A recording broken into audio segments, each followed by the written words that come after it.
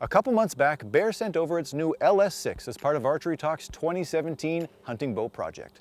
This bow is set up with a QAD Ultra LD rest, a Trophy Ridge React H5 sight, and a Bee Stinger counterslide stabilizer. The LS-6 has an axle-to-axle length of 32¼ inches, a brace height of 5 inches, an IBO rated speed of 355 feet per second, and a mass weight of 4.2 pounds. The bow has an MSRP of $899. I'm shooting this bow with a draw length of 29½ inches, a draw weight of 60 pounds, and my test bow is painted in Bear's Shadow Black. Fit and finish on the LS-6 is really quite good, and it's holding up well to a few months of shooting, including the strings and cables, though there is a little serving separation at the D-loop. One oddity about this bow is the peep sight. When the bow is at rest, the peep sight is pointed straight left, but it takes a hard right turn at full draw. It centers itself, but it really is quite odd.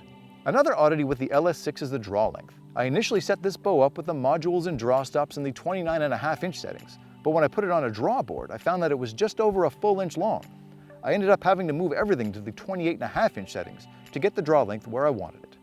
Some of that extra draw length may have come from me tuning the bow down from 70 to 60 pounds. I only wish I discovered it before I put the bow through the chrono for the speed test. Using a 398 grain Gold Tip Valkyrie arrow, I averaged speeds of 309 feet a second, but with the extra inch of draw length, that needs a Barry Bond-sized asterisk next to it. The grip of the bow is pretty comfortable and has a nice flat front, though the screws on the side do stick out a bit.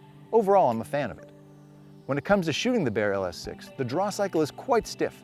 It starts off fairly smooth, but ends in a hump before the valley. The valley is also very short and feels ready to jump if you relax at all and stop pulling into the wall, which is on the soft side.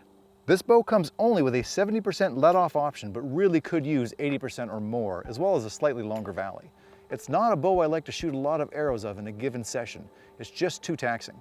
I was a bit nervous about the bow's short 5-inch brace height before I tried it, but really I haven't had any trouble with it all as far as accuracy goes. The bow was shooting pretty tight groups for me out to 40 yards. I think that has something to do with the fact that the valley is so short and I have to stay so aggressive on the shot, which keeps my form better than it might be otherwise. I do notice some vibration after the shot, but it's manageable. The bow is not particularly quiet, so I would consider adding some dampening if I owned it. Tuning the LS-6 hasn't been very easy. I have not been finding very good tears through paper at all.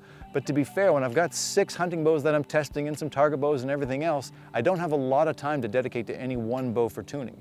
In the hands of a good tuner, or if I had a little more time with it, I'm sure we could figure out the problem. If you're in the market for an affordable flagship hunting bow, head to your Bear dealer and try one out.